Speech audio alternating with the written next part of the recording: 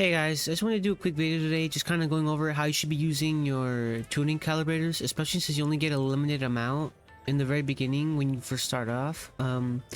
So for me personally, if I had to use them, I would definitely use them on disc 5, just because of how many stats that you can randomly get.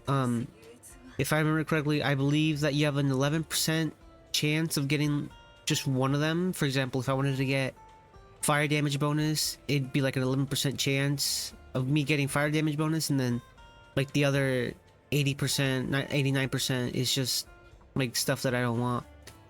But if you already have your main stat here, I would probably say that you should definitely focus on disc 4, just because on this one you can roll crit rate, crit damage, and anomaly proficiency, and depending on the character that you're building, they will most likely want either a crit rate, crit damage, or anomaly proficiency.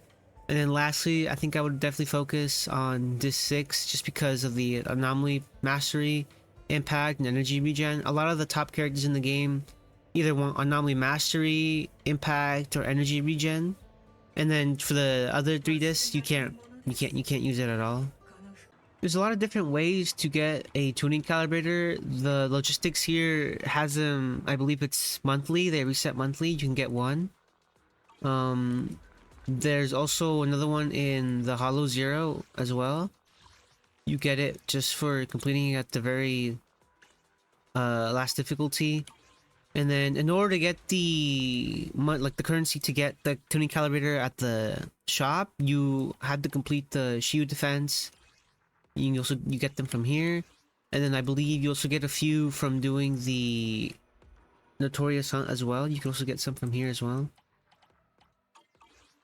And so I would definitely say that you want to save them up, and really, for me, like in my opinion, really only use them when you absolutely have to. Like, let's say you're out of energy, or let's say you're out of like what's it called, the material to craft the disc. Let's say you only have very few left and you really need to build your character. I would definitely say that you should definitely use them then. And then also, if it's a character that you really like and you want to just build right away and don't want to worry about the substats, I would definitely say you could also use them then. I would also just like to say that there's definitely value in rolling for sets that a lot of characters can use. For example, 2-piece Freedom Blues can be used by almost all the anomaly characters, and so rolling anomaly proficiency on it is definitely going to make that piece available for a lot of characters like Jane Doe, Bernice, Caesar if you're running her in an anomaly team, Piper, and Grace as well can all use a piece like that, right? And let's say, for example, you want to use your tuning calibrator on Swing Jazz. Using it on energy regen, it's another really good idea, just because of the fact that a lot of support characters really want Swing Jazz and also really want energy regen as the main stat. So Nicole, Lucy, Rena, and then Seth, if you don't want to run anomaly mastery on him, they can all use a piece like that. And another good example is Woodpecker Electro. Rolling percent attack on there as well is really good. And like, let's say you get insane substats on it, right? Like, let's say you get crit rate, crit damage, and now you have a piece that Ellen Joe, Soldier 11, and Zhu Yuan can use, right? But let's say that you rolled it on Infernal Metal, for example, right? You have a really good piece for Soldier 11, but now you can't use that piece on Ellen Joe or Zhu Yuan because you rolled it on Infernal Metal.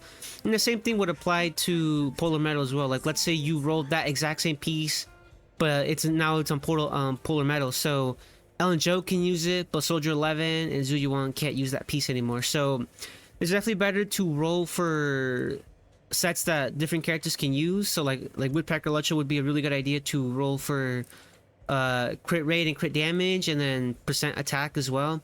And then for the main stat, it's going to be a lot more difficult to get a lot of value from it, just because of the fact that a lot of characters want a 4-piece, right? And I would say that, in my opinion, that using these two as the 2-piece is better, in my opinion. And then you'll lose a little bit of value here just because of the fact that some characters want hyper-specific stuff. And as of right now, there's not a lot of characters that can use all the stuff here. For example, if you roll like Infernal Metal fire damage bonus, as of right now, I'm really only Soldier 11 can use it. Maybe you could find some niche builds for different characters as well, but so the value here will just come over time with more characters being released. So yeah.